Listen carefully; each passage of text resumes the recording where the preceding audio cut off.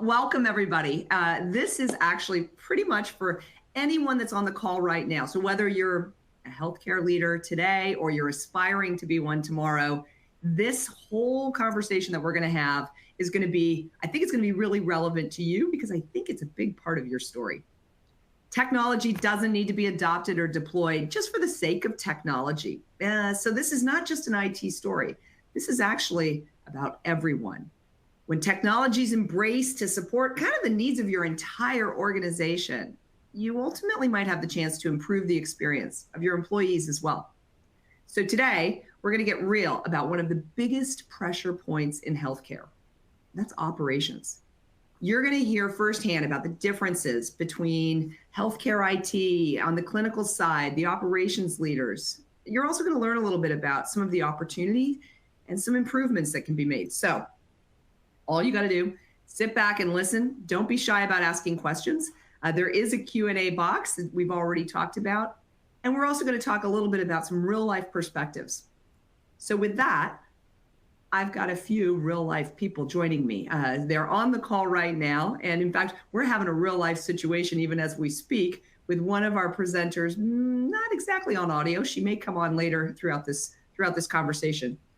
But as we already said, my name is Kristen Russell, and I have the great privilege of serving as the Chief Marketing Officer at symplr. But I'm joined by a couple of my favorite customers. I've got Chiro Goswami, Betty Jo on the call, as well as one of our dear analysts, Neil Oscarson. Chiro, will you go ahead and introduce yourself and maybe share something, I don't know, something pertinent or impressive to you about healthcare operations? Thank you, Kristen. Chiro Goswami. I serve as the Chief Information and Digital Officer at University of Wisconsin Health System. Kristen, given your opening comments, I feel the need to say I'm a real person and not a bot to validate that. Beyond my role, though, what I also actually love doing is I have operational responsibilities beyond IS and informatics. So departments like supply chain procurement, culinary services, also co-lead business transformation and workforce strategy for the organization. And what I love about healthcare, and especially my role, is I don't come here to develop and deploy systems. I come here to make healthcare a little more affordable and a little more accessible for all of our communities, including my own family some days. And that's what keeps making me coming back every Monday. I love it. Neil, what about you? Yeah, great to be here, Kristen. And it's an honor to be with you and with Chiro and Betty Jo. So Neil Oscarson from Class Research. I'm a research director there, and what that really means is I get a certain segment of the market that my responsibility at Class is to make sure that we are doing research and giving thoughtful commentary on solutions that can be helpful to folks like Chiro and others. And we have a great partnership with Kristen and symplr. And so as I think about what I'm passionate about when it comes to healthcare operations, I think helping folks in the trenches. I like the naming of this webinar. Helping folks in the trenches make really intelligent decisions about technology that actually will be helpful. We all hear promises. We all hear that this solution can do all of this for you. And so my goal always is to help organizations kind of work through that and understand what partners are out there that can be helpful, and find out kind of where those areas, where those sweet spots are. So I appreciate the chance to be here. I love discussions like this, and I'm excited to hear from the panelists here as well. Thank you, Neil. We also have Betty Jo on the line. We're having a few technical difficulties, but Betty Jo, are you able to introduce yourself?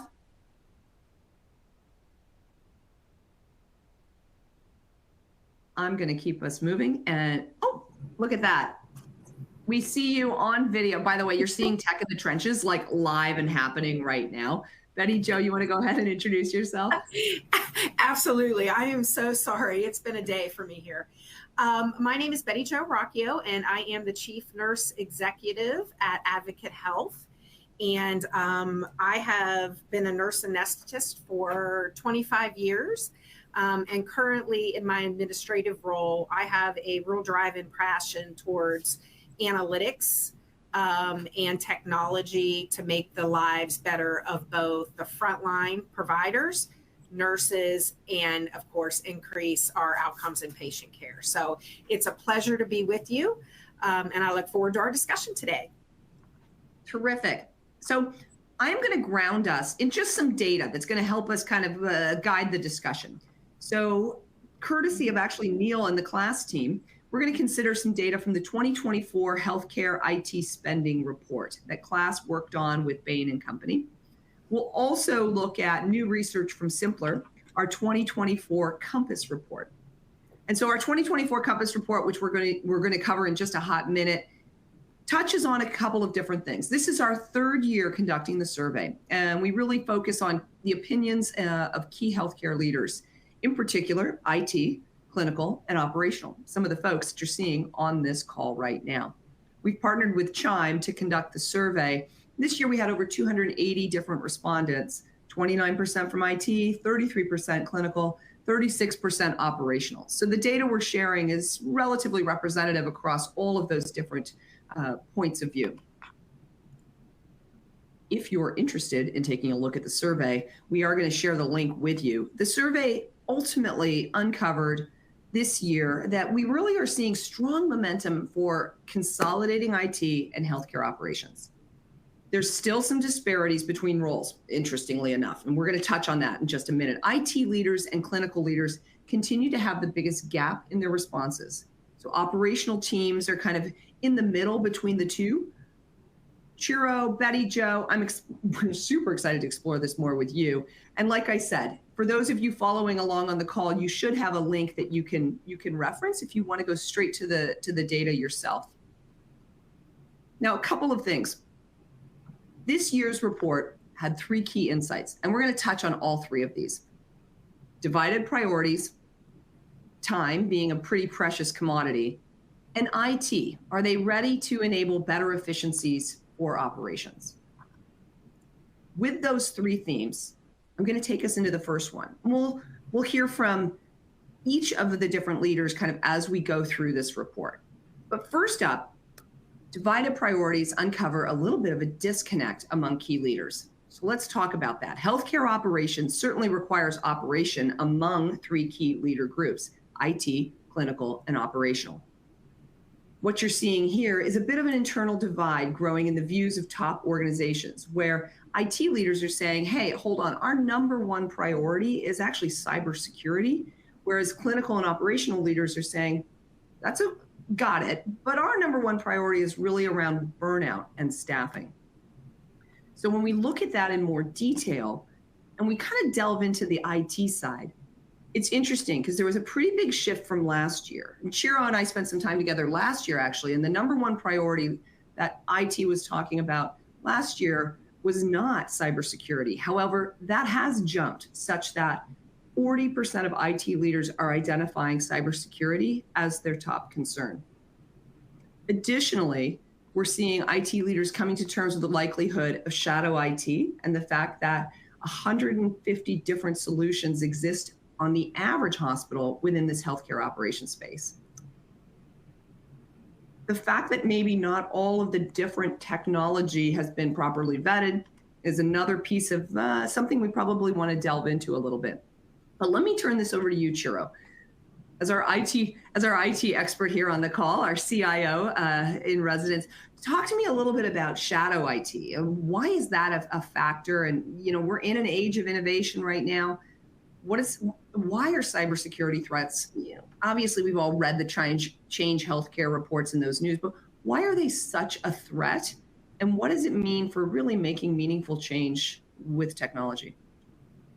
So even I don't call myself an IT leader, so I'm glad you did. I will speak with the hat of an operations person who has the privilege of leading IT resources. If you ask me what's the number 1 challenge I have right now, I will say it's not cybersecurity. It's actually access. It's actually access to our patients, because across almost every major health system, there's a wait between days and weeks, sometimes to get an appointment. Does cybersecurity play into that? Because when we are all under pressure, we tend to do the wrong things easily. And so cybersecurity becomes a pressure now for IT leaders, because we're trying to do more with less. We're trying to spread out our wings way too far, and we don't have control over all of those things. So a good IT leader should never use cybersecurity as a reason not to do something, but should manage the cybersecurity on the back end while partnering and enabling the business to do what the business of healthcare is. in providing access and ensuring the well-being of not just our providers, I would say care team members all the time. When it comes to shadow IT, I will also say I don't like the term shadow IT. I've never used it. At best, I call it partner IT. And there is a reason any shadow organization exists. It is when the mothership has failed to meet the need of some form somewhere in the history of the organization. Not just healthcare, any organization. And if you sit back as a leader and you go, why does that partner IT exist? Is it a difference of the why? Is it a difference of the what? Or is it a difference of the how? There was a time somebody would say, you can't get your system in my data center, so I'm going to run my app off a device or a laptop, and shadow IT started. It could be something else where the access was limited by certain IT people, and someone said, well, it's my data, let me do it. If you really sit back with those partners and you peel the onion, it comes down to the who, it comes down to the how, the what, or the why. The who is secondary. It is absolutely secondary. And you do need partner IT because you will never have enough people to do all the things you want. So you create the guardrails with your partners, you empower your partners, and you have their back when something goes wrong. That is the only way we can get past the shadow IT. The more you fight it, the more you will lose.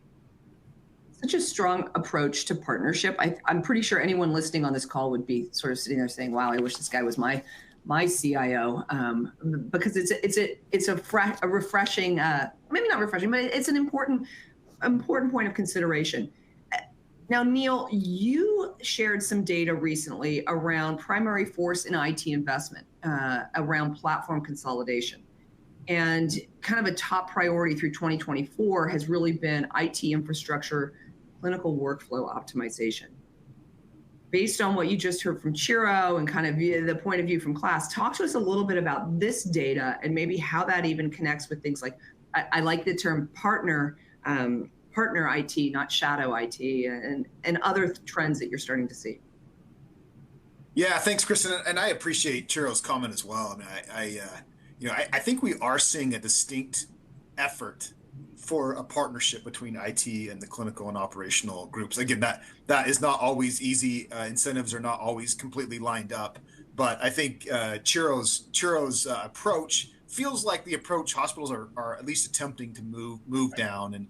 And I think Chiro is a visionary in the space and is thinking about that deeply, and I appreciate his perspective on it.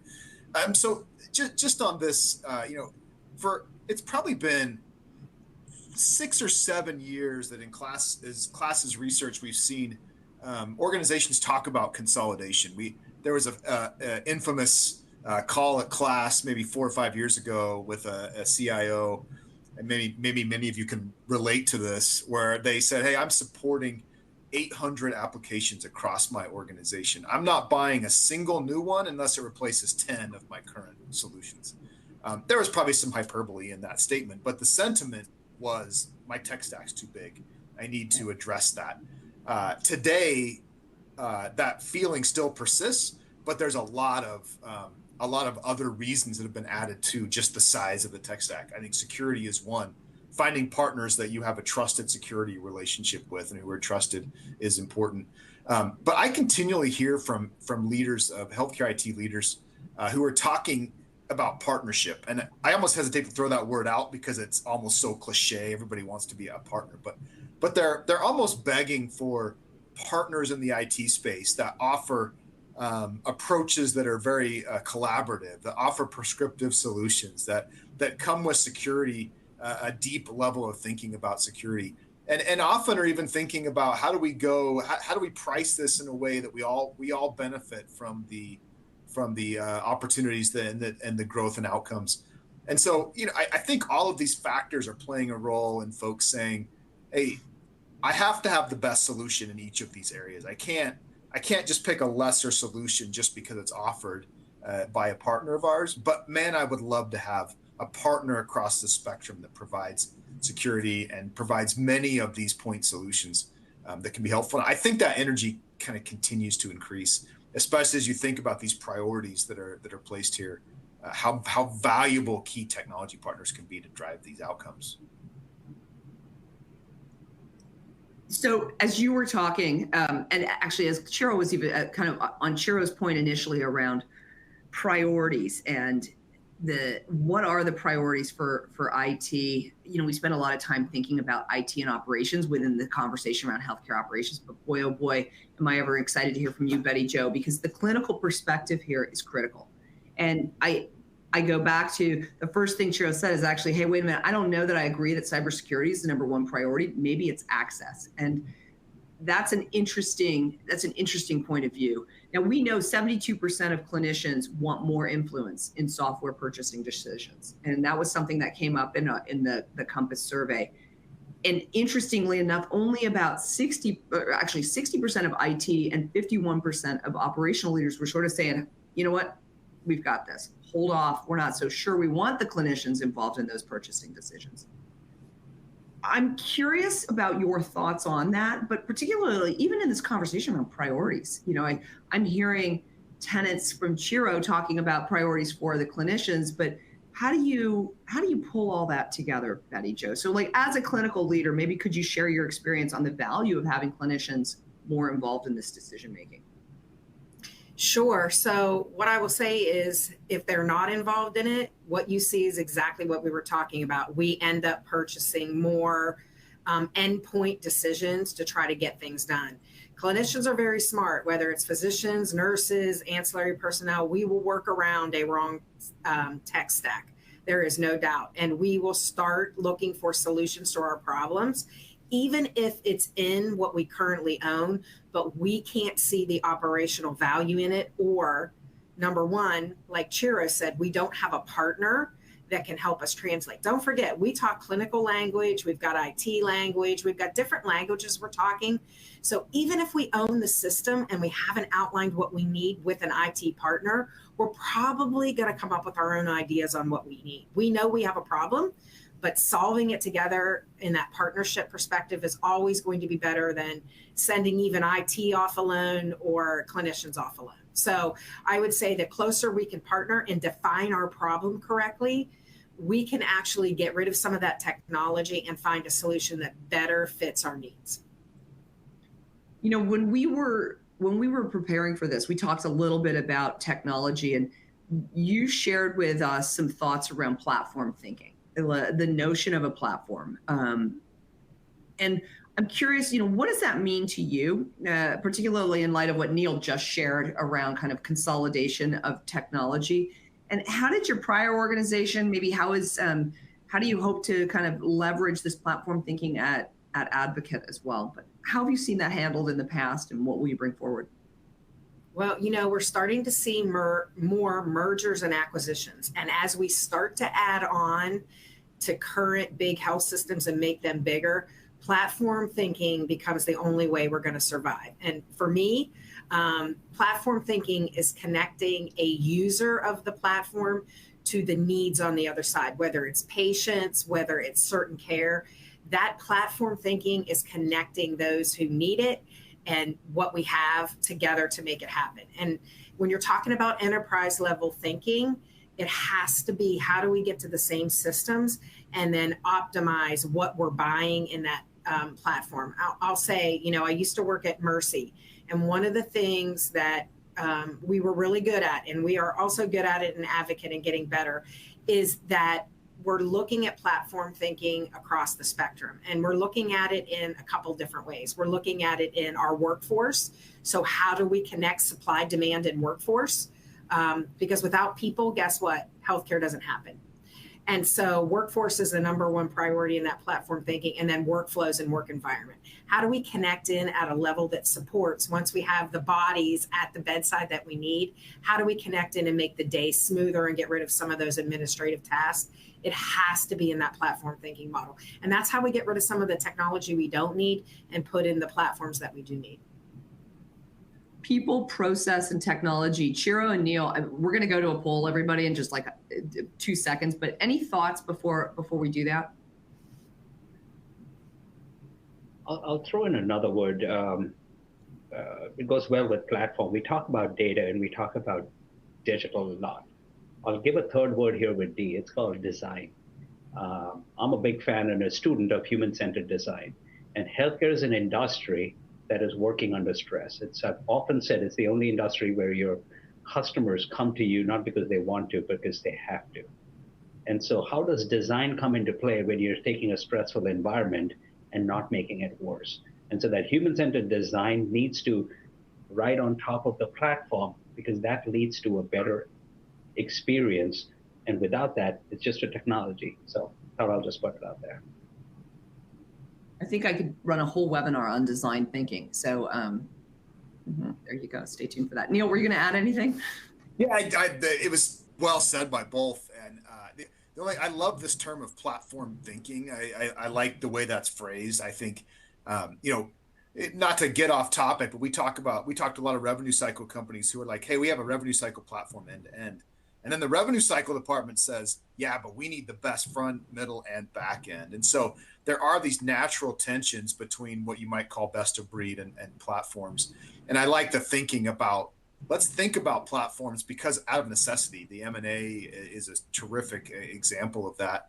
And let's make sure the expectations on our healthcare IT vendors are high. We still need the best of the best, but we need them in a platform way that are delivered effectively. Yeah, well, and on behalf of the vendors, we can support that conversation just with better interconnected workflows, and that's the kind of stuff that we're thinking about. How do we even ourselves break down silos so that it's not so tricky? But that's all about design thinking. Now, with that, I've got a question for this group. So those of you that are sort of saying, hey, wait a second, I want to get involved in this conversation, we're interested in hearing from you. And the question we have is, in what ways do leaders in your organization align on top organizational investment priorities in healthcare IT? Maybe they don't. Everyone does their own thing. Maybe you use functional councils. Are priorities cascaded down from the top?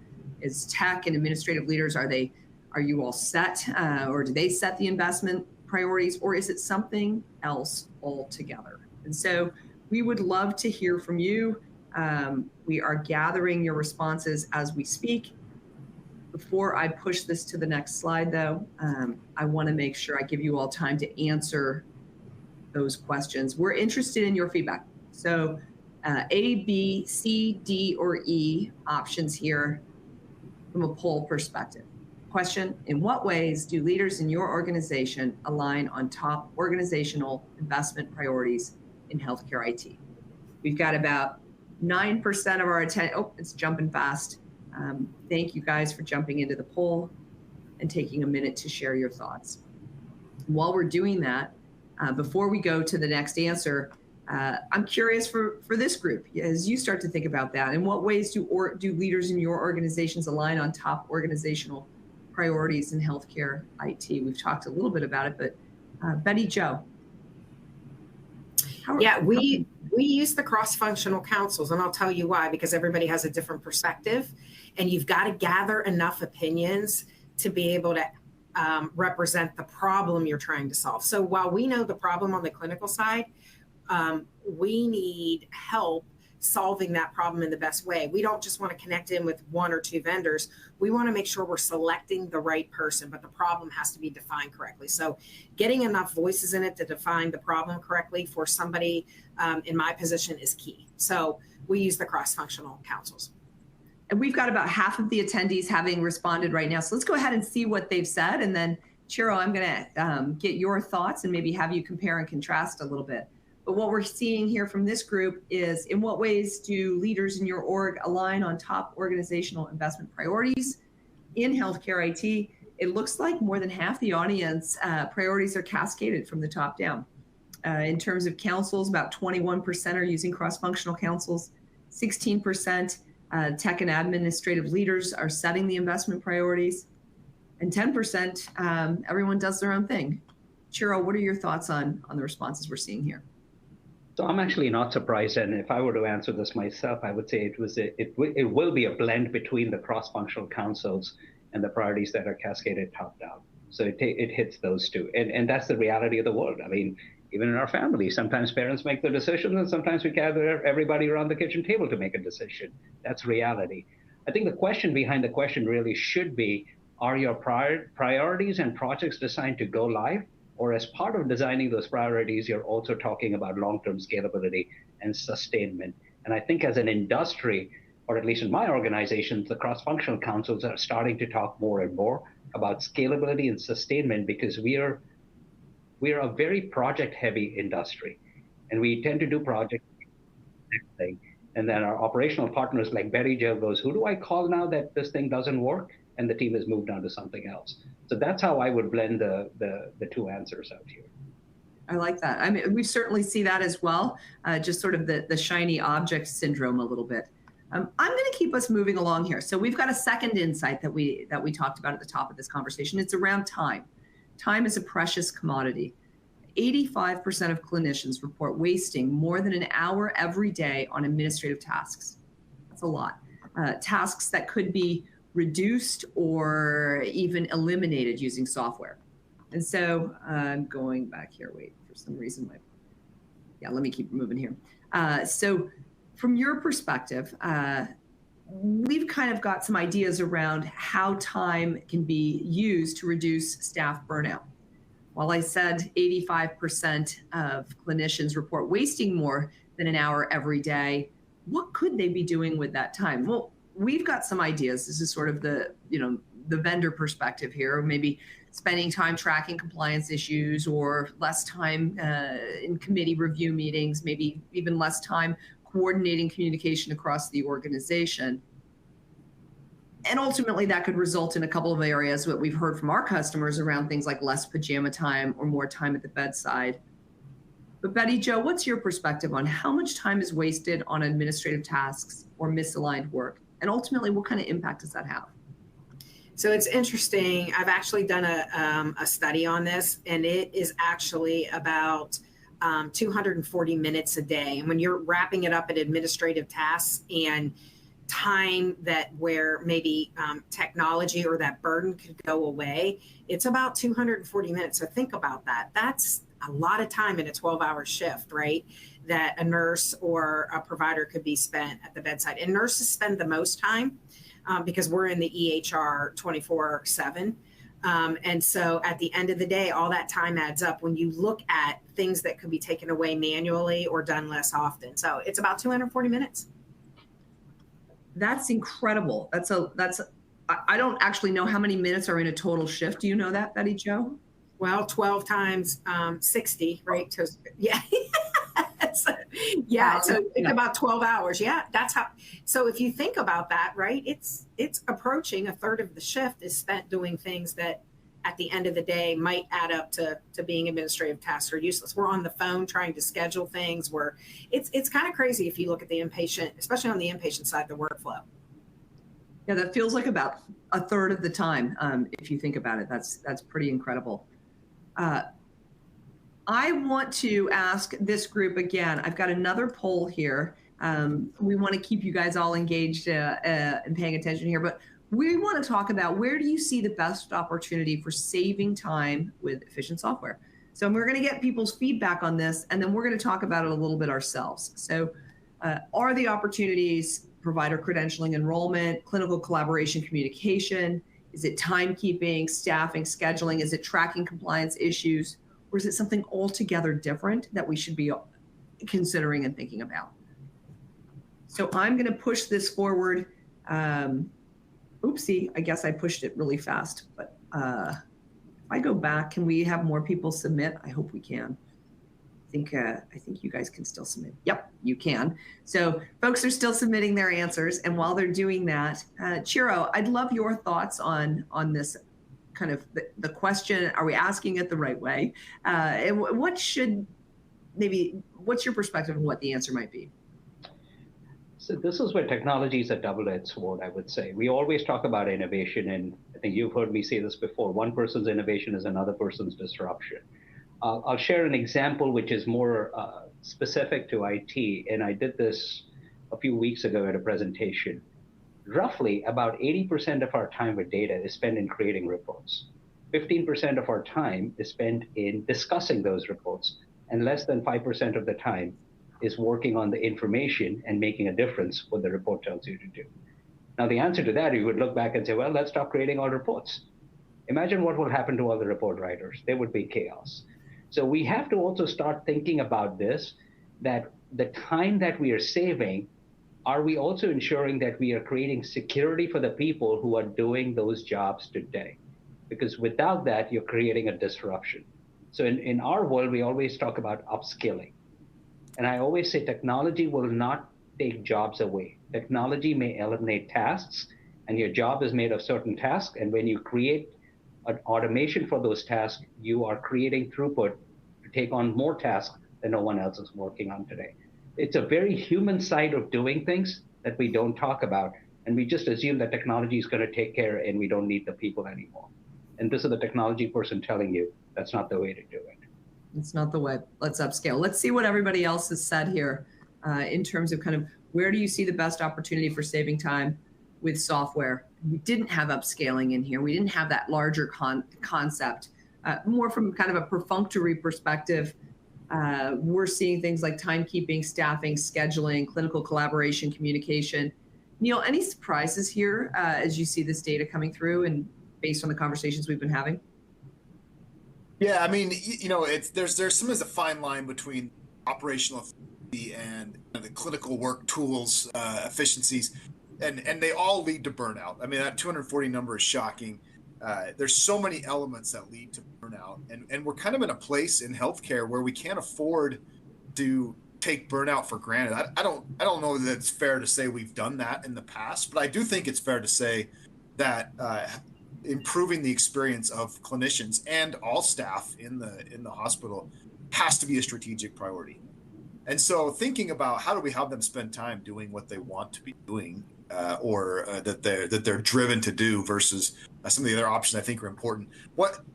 Number one on everybody's mind today are like the ambient speech technologies that help drive efficiencies for clinicians while seeing a But inherent in that technology is really this idea that I'm a clinician. I want to give care. I don't want to spend my time staring at a computer, and I don't want to spend my nights charting. I mean, and so the more we can think about kind of all the staff across the spectrum, helping them do what they would like to be doing in their career is important. And I'm a firm believer that technology is a key part of that. Thinking about reducing those 240 minutes across the spectrum, it's just a critical part. And so, I think all these elements play in, and I think everything we can do to think about how can technology be an enabler of me doing what I would like to be doing as part of my job versus an inhibitor is really a key way to think about it.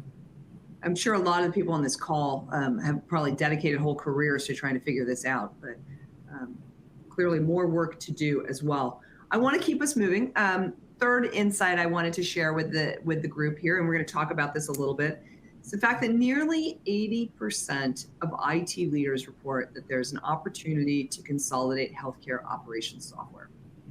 Ultimately, that speaks to kind of optimizing what they already have.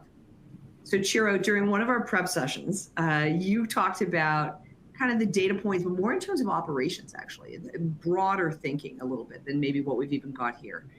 Can you talk more about your thoughts on this? What do IT people believe? What do operations people think? What's the relationship ultimately between that?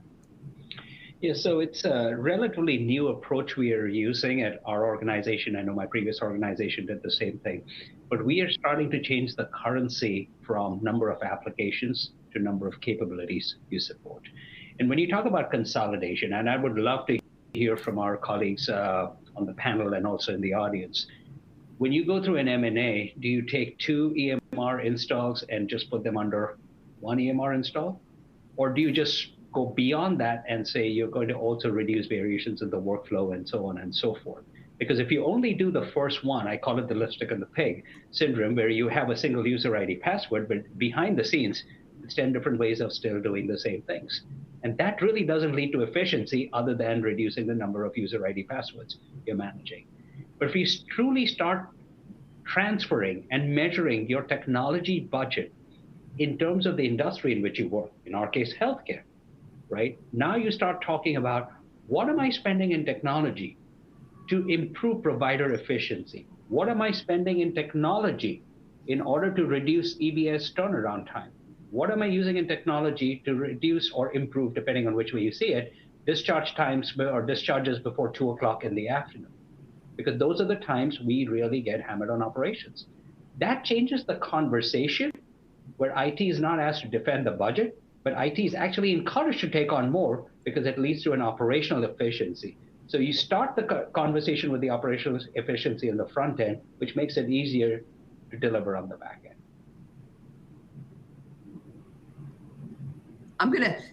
That was a great call out around sort of from an M&A perspective, how should organizations think about multiple EMRs? Betty Jo, I know that you're in a world where there's a lot of moving parts and a lot of consolidation, acquisitions, and growth. What are your thoughts on that? Neil, I'm sure you've seen some of these firsthand as well. Yeah, here's what I'll say.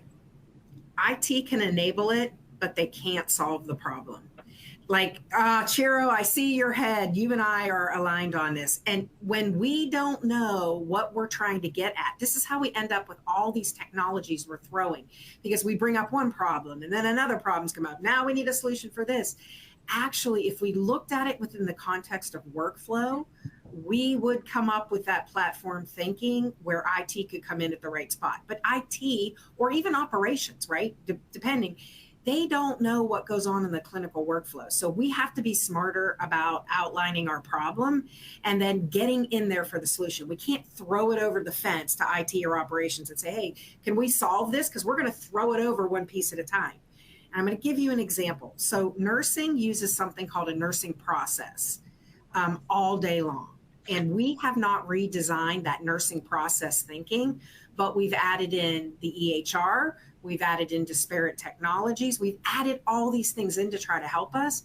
But actually, we need to sit down and map out the nursing process and say, what makes sense where, because the workflow has to make sense. And that's how we end up like spending a lot of money. But what basically Chiro was saying is we're spending a lot of money, but is it bringing value? It won't unless we look at that human-centered design that we talked about and we look at the workflow in total. Now, we may have to chunk it up into pieces. I'm not saying we can boil the ocean in one fell swoop, but we at least have to have the map laid out so we don't end up crossways with spending too much money. And Neil had a really great point as well when he was talking about how we look at things and why we end up that way, because that's exactly how it happens. It's one thing at a time. So that's my bend on it.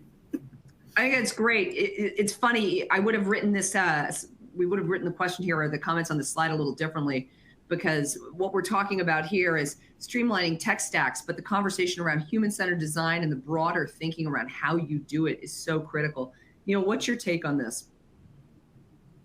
I just a slightly different question based on this conversation we've been having. One of my soapboxes is that when organizations make a buying decision, it's almost always with excitement for the changes it could make in their workflows and in their. I mean, almost all buying decisions. I mean, let's just pick something like a nurse scheduling solution. It's almost always purchased with this excitement about how flexible they can be and how, just this improvement.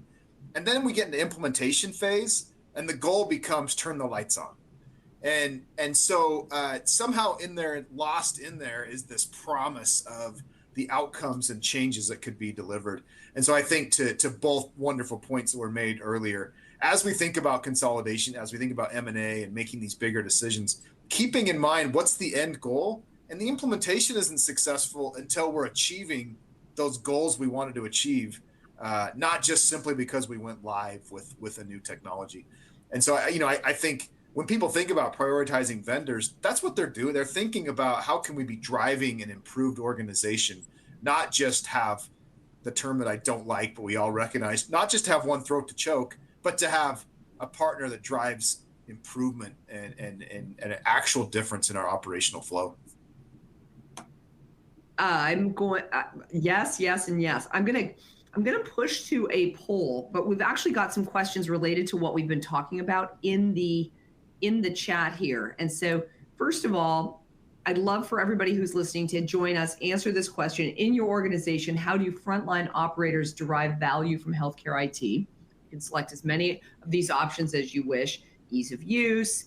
Our relationship with IT is amazing. They help on the front lines, enterprise-led initiatives. We get value when we have the right cross-functional team or something else. While everybody's kind of taking a minute to submit their answers, we've got a couple different questions in here. And so one of the questions that came up was around buying decisions and who owns the validation that the products meet security requirements. So with each buying decision, who owns the validation that the products meet security requirements? Is it secure software defined framework or what have you?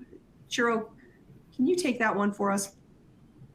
Yeah, the easy answer would be to say the Chief Information Security Officer owns that decision, but I would say that's the wrong answer. The role of a Chief Information Security Officer is actually to generate awareness about cybersecurity to every leader and every employee in the organization. And then in partnership, clinical, frontline, operational, administrative leaders, the privacy officer, we have a group, the GRC group, most of you have a similar group, that makes those decisions. Because as I've always said, there are two types of organizations, the ones that are hacked and the ones that know that they are hacked. But if somebody tells you you're never going to be hacked, don't hire that person. So the Chief Information Security Officer is part of that solution, not the solution in itself. We've got another question, kind of somewhat related, and Betty Jo, I'm hoping you can help us answer this one, but it's from an IT perspective. So I'm going to our CNE here, but from an IT perspective, how are your projects prioritized across the organization? Yeah, so here's what I'm going to say to that. We have certain projects. We have a nursing operational plan that we put out yearly. And here's the thing, and I know Neil and Chiro are going to get on board with this.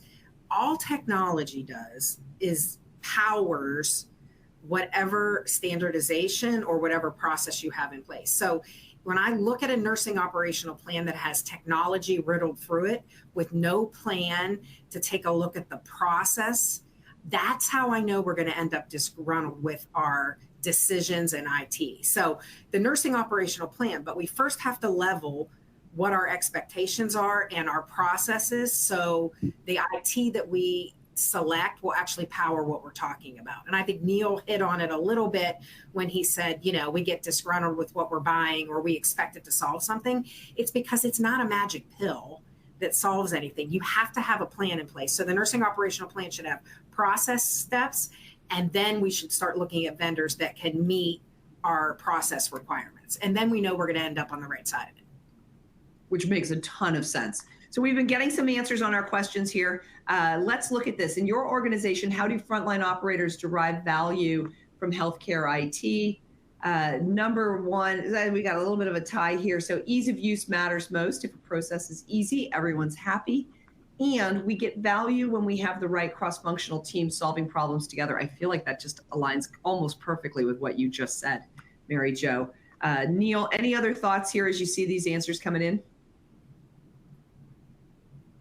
Yeah, I mean, I think that none of this is super surprising. I think that we've heard a few times today that cross-functional team solving problems together, how valuable that is. And then we have thrown so much technology at folks. That's why I really like what Betty Jo kind of shared there. We've thrown so much technology at folks that we use terms like ease of use, but what people mean is don't keep giving me new interfaces and new approaches. Tie as much of this together as you can. Give me one place to go, so that then the technology doesn't feel overwhelming to them. So yeah, I think this resonates. This data resonates. And so we're not going to leave everybody feeling like, hey, there's just problems here. We actually have some thoughts around what comes next. A lot of it actually aligns with the conversations we've just been having here. But the providers and payers are investing in IT. First and foremost, investments continuing, which is great news. It does feel like, based on everything we've been talking about today, this isn't the first kind of the first, what do you call it, cow out of the barn. The first thing you got to do is make sure you've got the goals set straight and some level of alignment cross-functionally as well around what are those priorities. But Neil, talk to us a little bit about, this is data from your team. What are your thoughts here?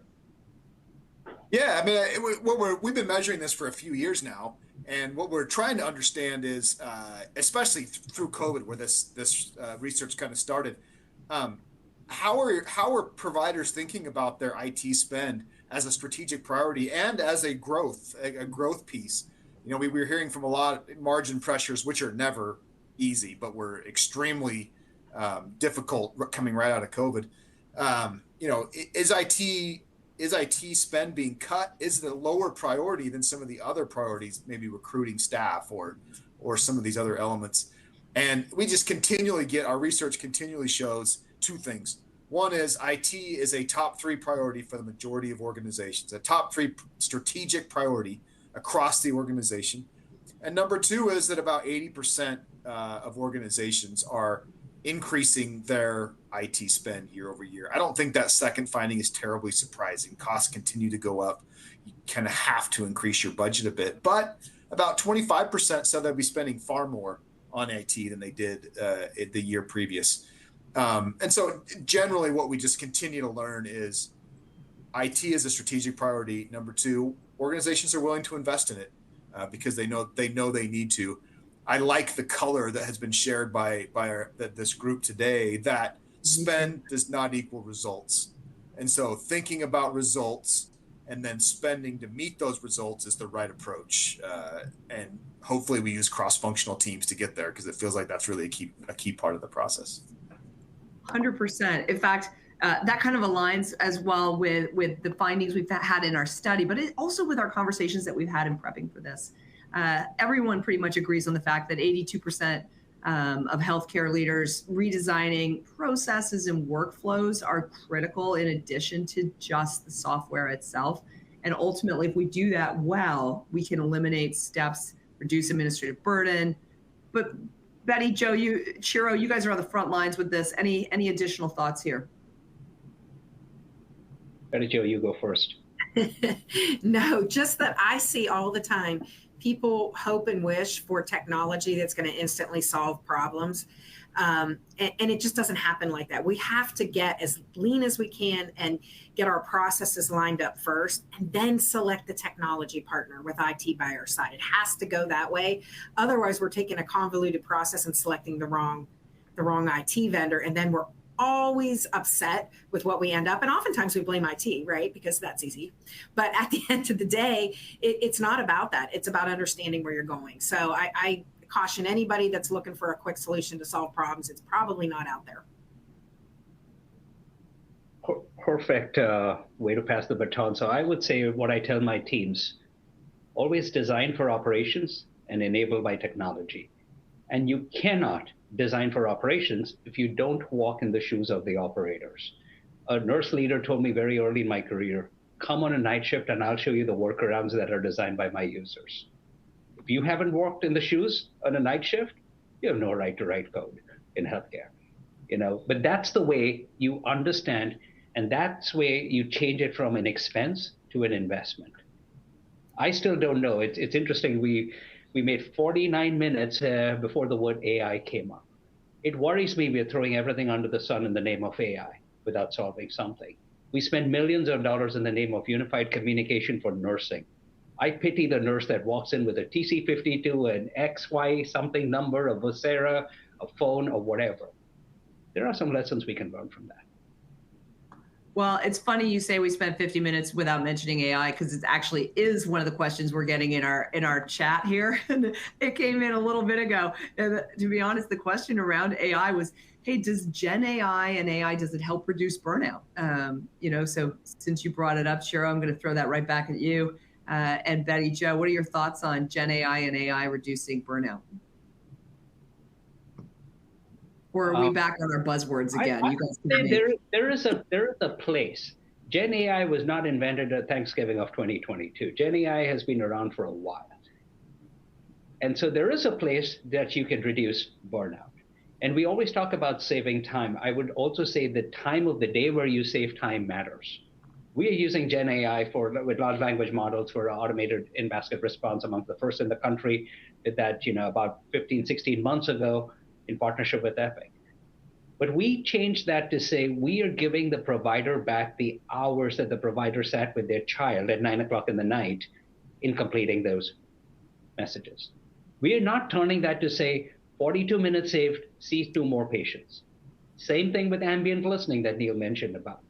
Give the person back their family. That would be a good use of Gen AI. But we're not there yet to say Gen AI is going to replace the physician. Ain't happening in my lifetime, at least. So there is a place to treat that as a tool. and not a panacea. So.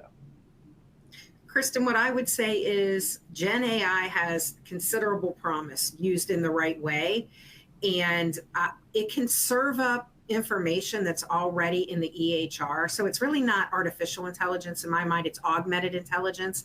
It can take things that are just buried in the EHR, done the right way, and bring them up at the right time so the nurse has more information to use their brains around critical decision making. It will never make the decision, but it can give us pieces of information we might not see had we not used it. So that's what I would say.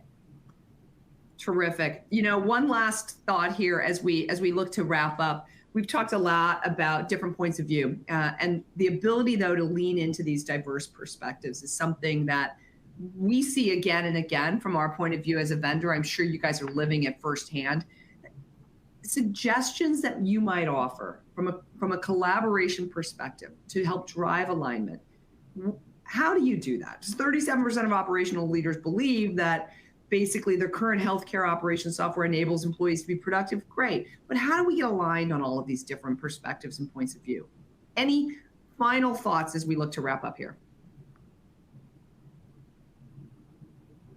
I'm just going to say it can't be taken out of workflows. So when you can't look at individual problems without looking at the overall workflow, you will end up solving for things and then creating other problems. So that's why the clinical people need to be in the center of it with the help of operations for the operational side and IT helping us power it.